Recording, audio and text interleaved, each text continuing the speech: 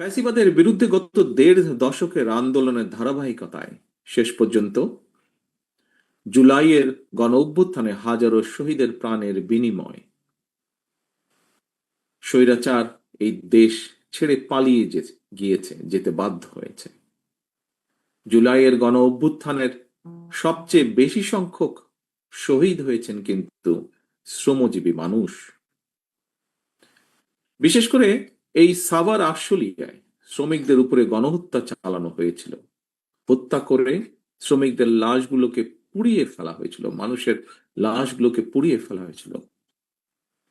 লাশের সঙ্গে এমন বর্বরতা, লাশের সঙ্গে এমন নির্মমতা, মনে হয় কারবালার যে নৃশংসতা তাকেও বোধহয় হার মানিয়েছে। 5ই আগস্টে ফ্যাসিস্টদের পলায়নের দিন সাভার আশুলিয়ার শ্রমিকদের উপরে গণহত্যা চলেছিল, মানুষের উপরে গণহত্যা চলেছিল। প্রিয় উপস্থিতিবৃন্দ, সরকারি চাকরিতে কোটা সংস্কারের দাবিতে গত বছর জুলাইয়ে যে আন্দোলন শুরু হয়েছিল, সেই আন্দোলনে কিন্তু শ্রমজীবী মানুষের সরাসরি কোনো স্বার্থ হয়তোবা জড়িত ছিল না, কারণ তারা কোনো সরকারি চাকরির আশা করেননি। তাহলে প্রশ্ন আসে, পোশাক কারখানার শ্রমিক, রিক্সা চালক, দিনমজুর, ভ্যান চালক, অটোরিকশা চালক, ট্রাক চালক, হেল্পার, সহকারী, দোকান কিংবা রেস্তোরাঁ কর্মী, অথবা বিভিন্ন বয়সের নারী পুরুষ, সকল শ্রেণীর মানুষ কেন সেদিন রাজপথে নেমে এসেছিলেন?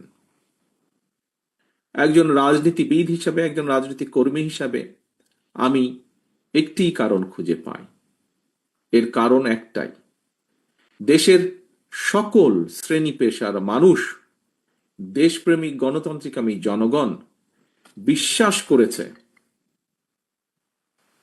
রাষ্ট্র ক্ষমতায় ক্ষমতালোভী যে ফ্যাসিস্ট যে পালিয়ে গিয়েছে, তারা যদি রাষ্ট্র ক্ষমতায় থাকে, রাষ্ট্র ক্ষমতায় তারা থাকলে কৃষক, শ্রমিক, ছাত্র, জনতা কেউ তাদের গণতান্ত্রিক রাজনৈতিক অধিকার ফেরত পাবে না, কারোরই কোনো ন্যায্য দাবি আদায় হবে না। দেশপ্রেমিক গণতান্ত্রিকামী জনগণ বিশ্বাস করেছিল সেদিন যে ক্ষমতালোভী ফ্যাসিস্ট রাষ্ট্র ক্ষমতা কুক্ষিগত করে রাখতে সক্ষম হলে দেশের সার্বভৌমত্ব ভুলুণ্ঠিত হবে, এবং এ কারণেই ফ্যাসিস্টদের সেই স্বৈরাচারের শাসনের বিরুদ্ধে দেশপ্রেমিক শ্রমজীবী কর্মজীবী মানুষ নির্দ্বিধায় শহীদ মৃত্যুকে সাহসের সঙ্গে সেদিন আলিঙ্গন করেছিলেন।